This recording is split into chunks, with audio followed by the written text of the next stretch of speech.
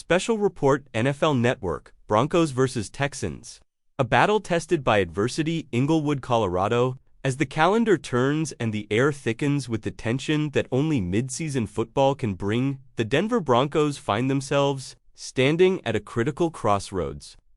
Week 9 looms large, not only as a test of strength and strategy, but as a measure of resolve, identity, and endurance. The matchup in Houston is more than a regular season contest. It is a defining moment, a collision of momentum and meaning, where the Broncos must prove whether they are built to survive and thrive when the pressure mounts and the bodees begin to break. Thursday's practice told a story that every Denver fan has come to know too well. Three key contributors, wide receiver Marvin Mims Jr., cornerback Pat Surtain, II, and tight end Nate Adkins, were sidelined again. Mims remains in the concussion protocol. Surtain is dealing with a pectoral injury, and Adkins continues to nurse a troublesome knee ailment. Each absence is a blow to a roster that has already been forced to adapt and reinvent itself week after week, yet the Broncos know that the NFL is a league of attrition, where victory often belongs to the teams that endure. Pat Surtain, to the cornerstone of Denver's secondary, is the kind of player whose presence changes the geometry of a football field. Opposing quarterbacks think twice before challenging his side of the gridiron and his instincts.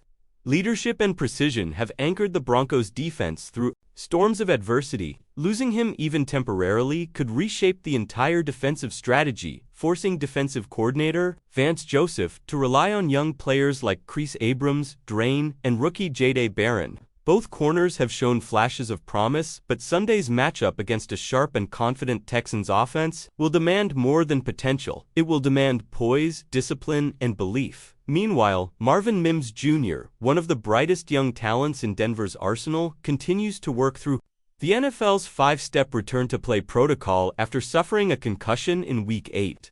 His speed and explosiveness have been vital in stretching defenses and creating opportunities in the open field. Without him, the Broncos will need to rely more heavily on Courtland Sutton and Jerry Jeudy to generate vertical threats and force Houston's defense to stay honest. Every team needs a spark, and Mims has often been that spark, a reminder of how quickly the course of a game can change with a single breakaway. Play tight end Nate Adkins' absence further complicates Denver's offensive balance as the team looks to solidify its blocking and short yardage schemes.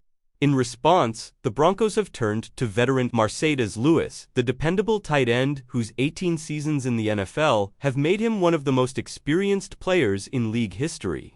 Lewis brings not only power in the trenches, but also wisdom, leadership, and a steadying influence for a young locker room. He is expected to fill the TE3 blocking role and could be elevated from the practice squad multiple times in the coming weeks. In addition to those headlining injuries, safety PJ Locke remains limited with a neck issue, but his toughness has never been in question. Locke's intensity and range make him a critical piece in the defensive backfield, and the team hopes he can continue to progress before Sunday's kickoff. Linebacker Dre Greenlaw remains a full participant despite managing a quad injury, and his consistency has provided stability for a defense that thrives on communication and chemistry. Center Alex Forsyth was also added to the report as a limited participant with an ankle injury. His condition could impact the offensive line's ability to maintain rhythm against a Texans front that has been relentless at collapsing pockets and disrupting timing. The center position is often the heartbeat of the offense, the anchor of protection, and a communicator of calm. In moments of chaos, losing continuity there could test Denver's cohesion at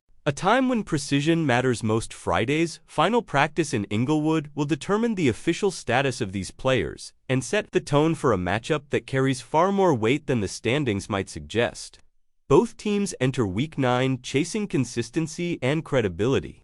Each drive will tell a story of resilience and adaptation. Each quarter will reveal which team can overcome the mounting physical and mental challenges that define November football. This is the stage where pretenders fade and contenders emerge, where every detail matters and every injury ripples through the locker room and across the field. It is where leadership is not spoken but demonstrated, and where a team's spirit is tested in real time under the lights.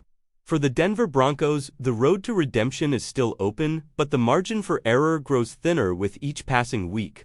Sunday in Houston will be a proving ground for players, coaches, and fans alike. A reminder that the NFL season is not a sprint, but a brutal The marathon of will, preparation, and sacrifice. Join the discussion. Share your insights, predictions, and reactions as Denver prepares to face Houston, and follow the channel for continuous coverage, exclusive updates, and post-game analysis as the Broncos fight to keep their season alive in the heart of Texas.